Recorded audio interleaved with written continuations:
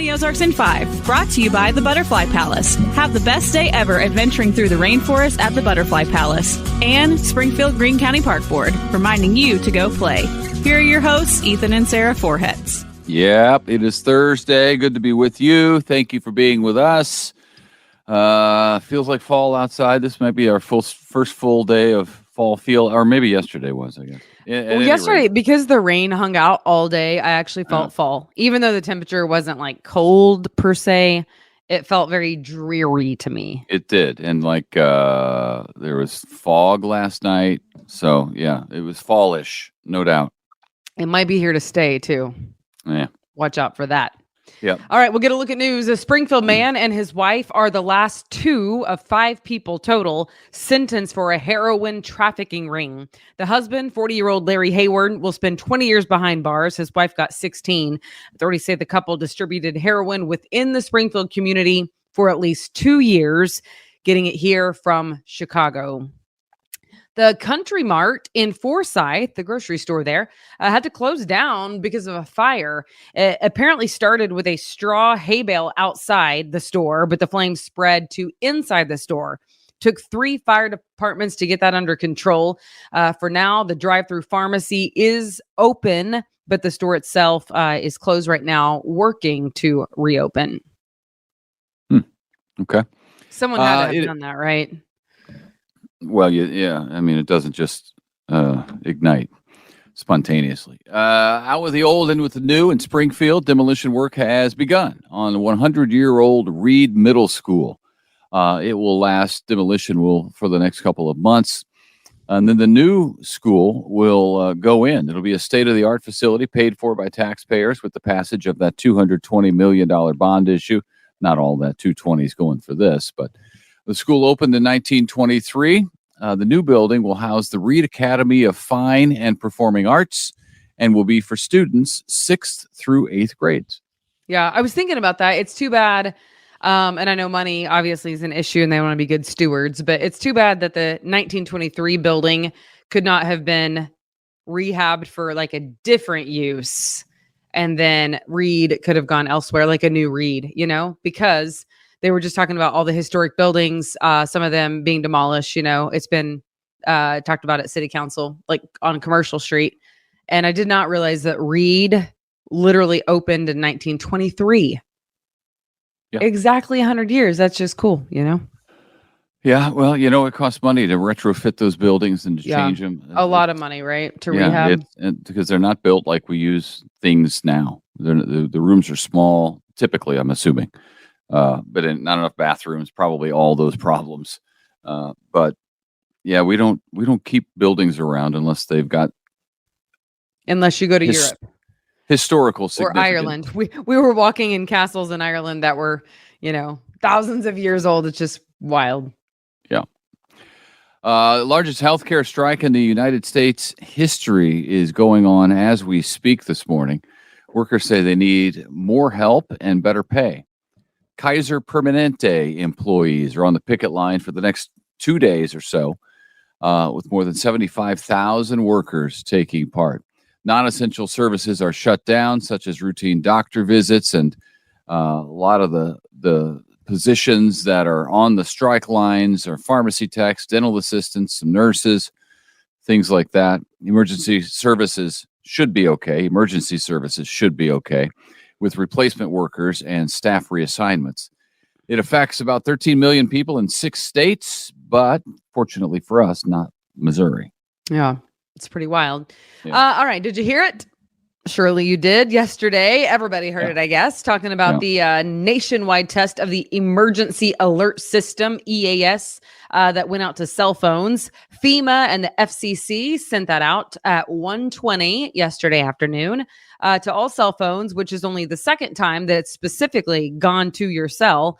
Of course, it was only a test. Used to say that, right, on the radio and TV. This is only a test, just to make sure you got it in case of a real emergency. Yep, I got it. It went off at work. Everybody's phone went off at the same time. Yeah, and it's interesting that I don't remember it last year. Apparently, this is the second one. I don't remember that last year. It happened last year. Well, maybe it wasn't 2 consecutive years. Maybe that's why I don't remember it. Yeah, I don't think it was last year. Oh. Yeah. Maybe that's it. Maybe you're onto something. All right, Chiefs fans will love this. The 15 and the Mahomes Foundation. You know Patrick Mahomes. I thought that was such a clever name when he first started it.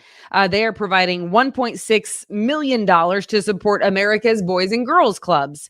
Patrick Mahomes and his wife Brittany have a multi-year commitment to the Boys and Girls Clubs. The money will go to help those clubs and the cities that have specifically impacted their lives, the couple's lives. Talking Kansas City, of course, Lubbock, Texas, Tyler, Texas, White House, Texas. So some smaller Texas towns.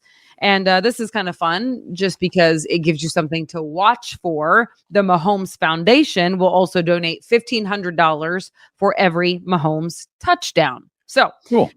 Pretty neat. And they're going to rename some of the Boys and Girls Clubs after him. So that's really neat. Good for him. That's cool. That's cool. He is a Kansas City legend already. Arena football, meanwhile, is getting real in Springfield. It's getting closer. The Ozarks Lunkers now have a new head coach for the very first year in the Arena League.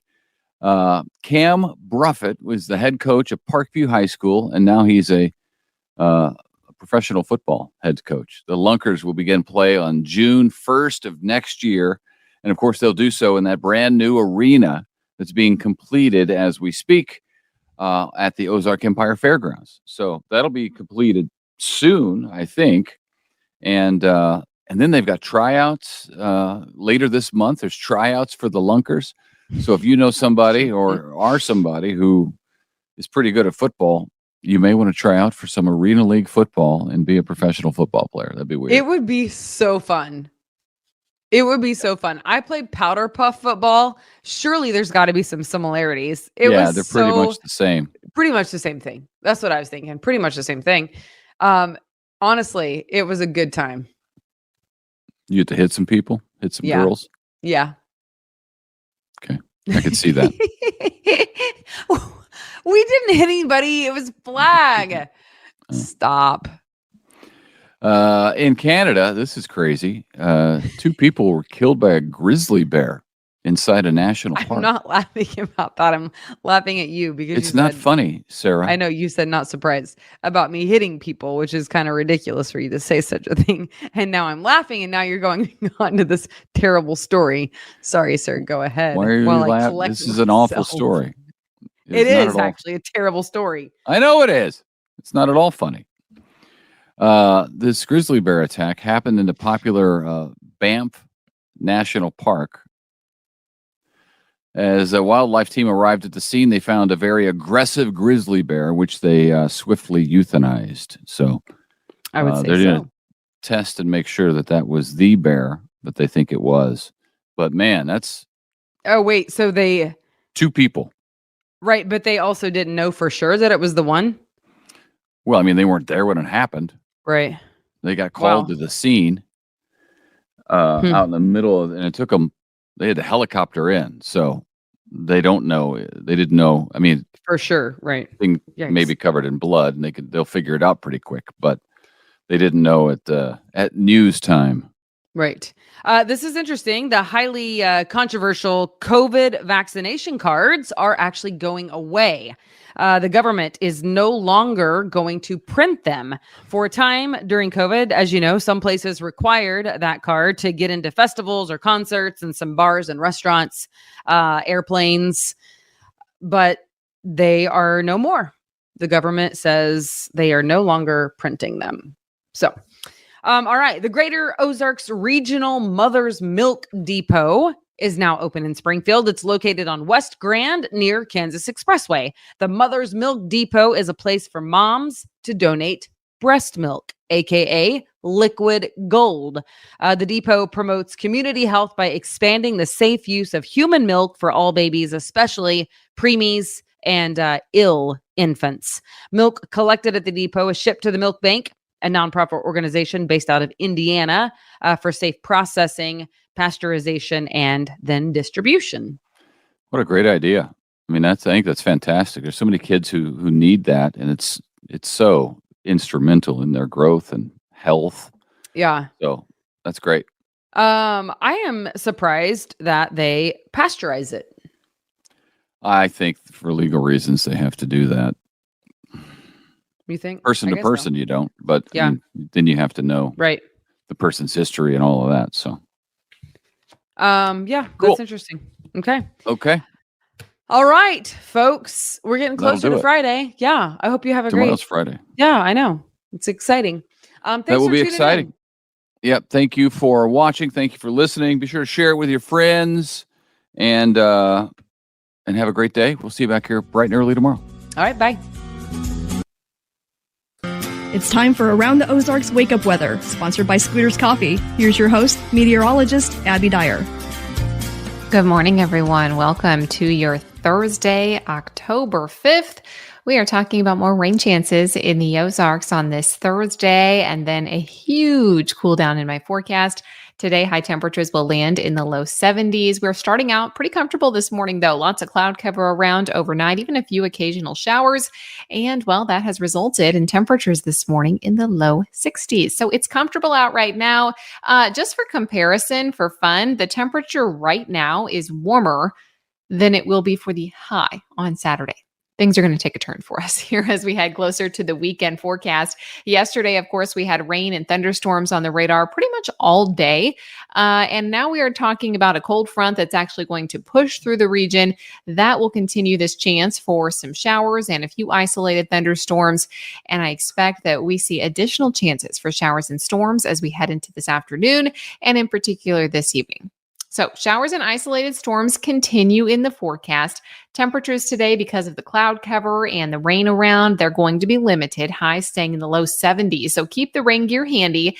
It's not going to be a washout all day. In fact, there are going to be long periods of dry time. However, I have this isolated opportunity for showers continuing, so I think you'll just want to keep the umbrella handy on a day like today. The cold front is finally working its way through. It's amounted to quite a bit of rainfall for many folks in the south. In fact, portions of Texas back through Oklahoma and Arkansas seeing severe weather yesterday, and the rain amounts were really adding up there. Additional rainfall amounts of an inch or so down in our far southern counties. That's who's going to see the most rain out of this. I doubt we'll see much more than a half inch everywhere else. But at this point, we do have some dry ground still sticking around in the northern Ozarks. We would probably like more than you folks are going to get. A lot of the day will just be kind of cloudy and gloomy outside, but enough to keep the temperature down. And it's certainly feeling fall-like out there today. I have much cooler air then spreading into the region for the weekend. I told you about that cold front. It pushes through today. In fact, by this afternoon, this morning we have the south breeze out. By this afternoon, it's going to be out of the north. North winds are going to be allowing this much cooler air mass to take over for the weekend. And I am still holding on to this opportunity for some frost potential in the Ozarks on Sunday morning. So this would be Saturday night into early Sunday morning. No threat for frost tonight. And even Friday night, I think we're going to be frost-free, but the first chance of the fall season looks to arrive over the weekend as minimum temperatures will dip down to about 34 degrees to 40 degrees. This is not a hard freeze. We are not talking about a total killing frost across the region, but some sensitive plants could be at risk. You know, the things that you have out on the porch, the baskets, the particularly summer-loving temperature plants that may still be grown in the garden. Cover them up, bring them inside if you can, because I expect that we're going to see a few areas that do get some patchy frost to develop on Sunday morning. A high temperature today, I'm going 72 for the Springfield area. I am expecting that there could be a few folks that don't even make it to 70 today. That will probably be best chance in our southern counties where the rain chance looks a little bit better through the course of the afternoon. I expect that we see the skies really dry out on Friday. In fact, the sun is back in full force on Friday.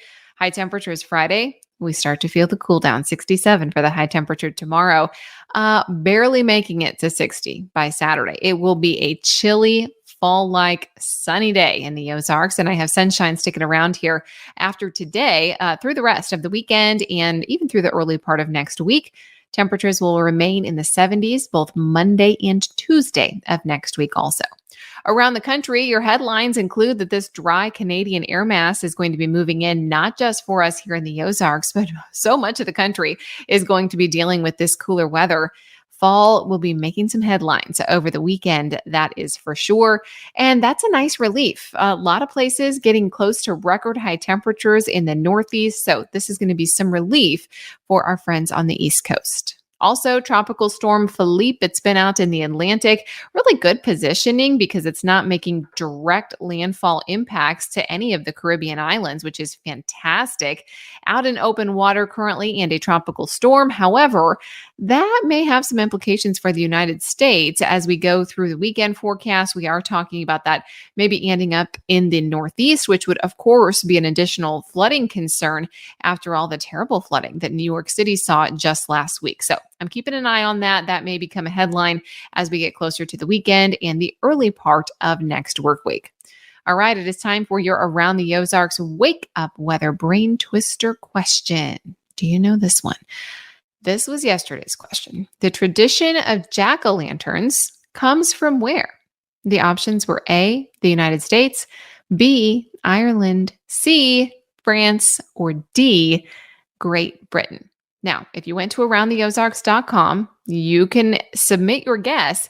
And a lot of folks guessing right today. If you don't know this one, the name kind of gives it away. Jack-o'-lantern, it's Irish. It is B, Ireland, the answer.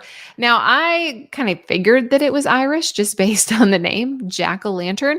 But this actually is from Ireland and Scotland. People made their own versions of jack-o'-lanterns by carving these scary faces into turnips and potatoes. Originally, they were trying to frighten away an old myth character, Stingy Jack. They would carve these scary faces into root vegetables, turnips and potatoes. In England, by the way, they would use beets, large beets, and then immigrants brought this over to countries that they moved to. They brought this jack-o'-lantern tradition with them. And in the United States, they found that the fruit native to America, pumpkins, would make the perfect jack-o'-lanterns. And we are still doing it today. So we have the Irish to thank for the tradition of jack-o'-lanterns. All right, here is your Wake Up Weather Brain Twister question for tomorrow. Kind of staying on the spooky theme here. What is a defining characteristic of a gargoyle? Do you think A, it is made of stone, B, it is perched at least 100 feet in the air, C, it has to have wings, or D, it drains water? Take your guess. Let me know what you think. You can do that again over at aroundtheozarks.com. Make sure you head over there, answer the Brain Twister question for tomorrow. You have a chance to win $20 to scooters if you have the right answer to that question that I left you with. So make sure you head over to the website and submit your guess there. $20 to scooters. That's what's up for grabs, thanks to our sponsor, Scooters Coffee. Also, you can find your weather information there. So take a look at the rain chances through the day. That's where you get your weather information all day long. I will have the answer early tomorrow morning, and I will catch you then. We will chat about this chilly weekend forecast heading in.